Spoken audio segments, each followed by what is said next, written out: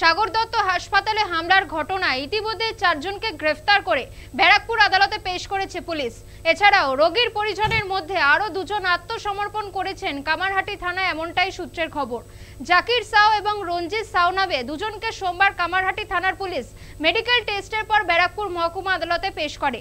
তাদেরকে পুলিশে হেফাজতে চেয়ে আবেদন প্রশাসনের। তবে এবার সাগর দত্ত হাসপাতালে রোগীর মৃত্যুর ঘটনায় উপস্থিত থাকা চিকিৎসক থেকে শুরু করে নার্সদের নামে কামারহাটি থানায় অভিযোগ দায়ের করলো মৃতের পরিবার।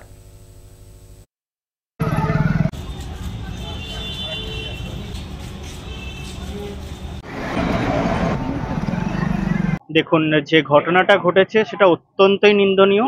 এবং সেখানে আমরা কি দেখেছি, সিকিউরিটি ল্যাবস, সেখানে আমরা কি দেখেছি যে পুলিশের সমস্ত রকমের উপস্থিতি থাকা সত্ত্বেও কোনো রকম কোনো অ্যাকশন নিতে পারেনি সেদিনকে।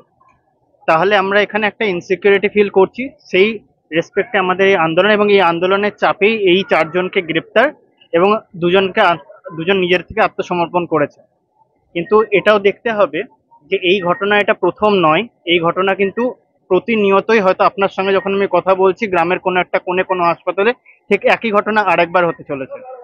তো আমরা কি এটার জন্যই কি আমরা যে জিনিসটাকে আমরা এক এক দিনে হয়তো 36 ঘন্টা 38 ঘন্টা করে ডিউটি করি, আমরা বাড়িতে যতক্ষণ না থাকি তার থেকে বেশি সময় আমরা এই হাসপাতালে থাকি, যেটাকে আমরা দ্বিতীয় বাড়ি বলে আমরা নিজেরা মনে করি।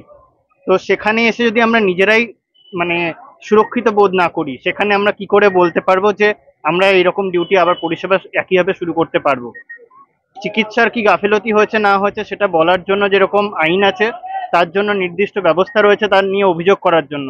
কিন্তু তাই বলে একজন কর্মরত ডাক্তার, স্পেশালি যারা মহিলা ডাক্তার ডাক্তার ম্যাডামরা যারা ছিলেন, তাদের ওপরে এরকম হাত তোলা, নির্যাতন করা, এই জিনিসটা কোনোভাবেই গ্রহণযোগ্য নয়।